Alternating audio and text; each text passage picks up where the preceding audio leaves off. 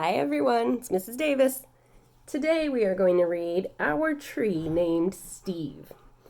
And this is one of my favorite books to read around Earth Day, which we just had last week.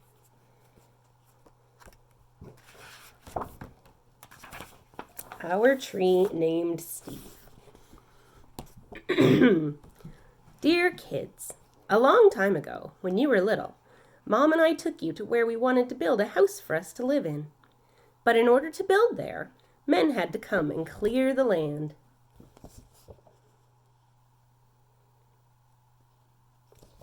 Lots of trees in that picture. I wonder which one is Steve. I remember there was one tree, however, that the three of you couldn't stop staring at. Adam thought it was crying. Lindsay said it looked nervous. And Sari, who was only 2 years old, couldn't pronounce the word tree and called it Steve. I love you, Steve, she kept saying. And then Adam and Lindsay started saying it. And before too long, Mom and I got the hint and asked the builder to please save Steve. So Steve is the really big tree. The day we moved in, Steve was there to greet us.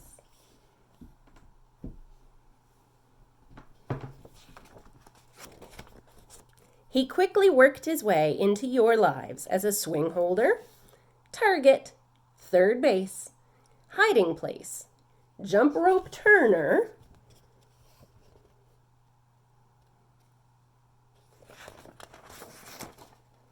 and whenever our dryer broke, he held our underwear with pride. It sounds like Steve can do it all. Although if we look close at the picture, who's really holding the underwear?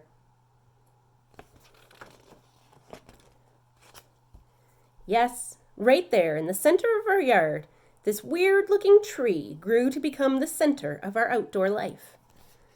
Through all our barbecues, campouts, and dance parties.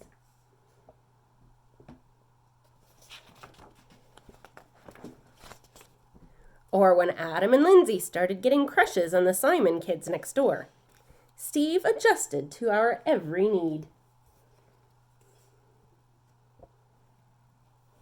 Looks like the kids are starting to grow up. Oh. Even the dog has a crush. And it wasn't always easy. Standing tall through snowstorms in the winter.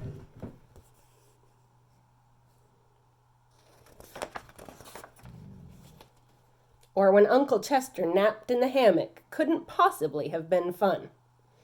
Not to mention the time that the sewer overflowed and Steve sucked up all the smelly water before it drowned Kirby. There's Kirby the dog on top of his doghouse.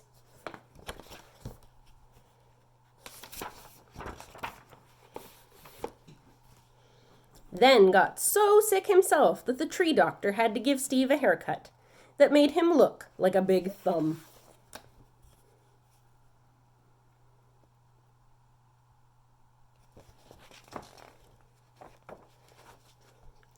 Through the years, Mom and I have tried to show you, in a world filled with strangers, the peace that comes from having things you can count on and a safe place to return to after a hard day or a long trip.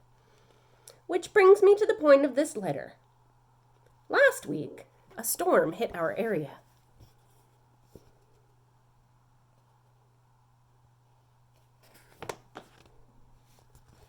Now, did you see what was in this picture? Look again. What are the mom and dad doing? You'll need to ask your parents about that one. That's a piece of old technology. And though we spared Steve's life long ago, this time we couldn't save him. So the big storm that came through blew Steve over.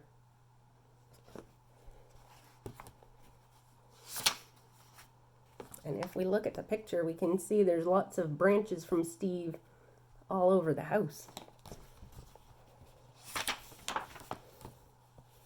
Are we sad? Sure we are.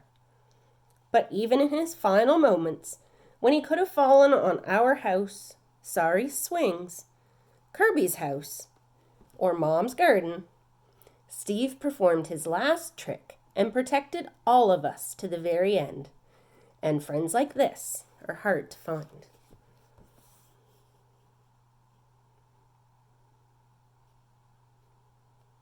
The pink color in the sky makes me think that maybe this is a sunset picture.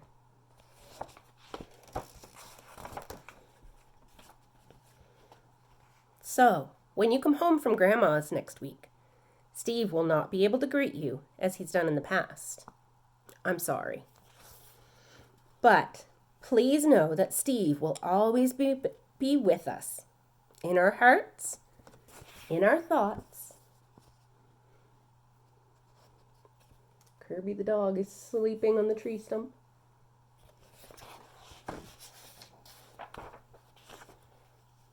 And in a different tree at the other end of our yard. See you next week. Love, Dad.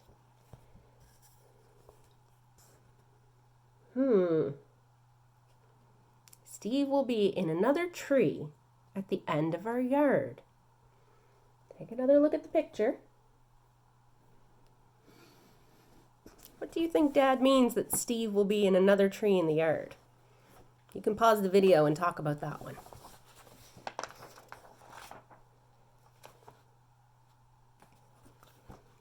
So what did you come up with? What do you think Dad meant by Steve being in another part of the yard? Can a tree just get up and walk to a different spot? Especially after it falls over? I want you guys to tell me what you think Dad meant. Bye, guys.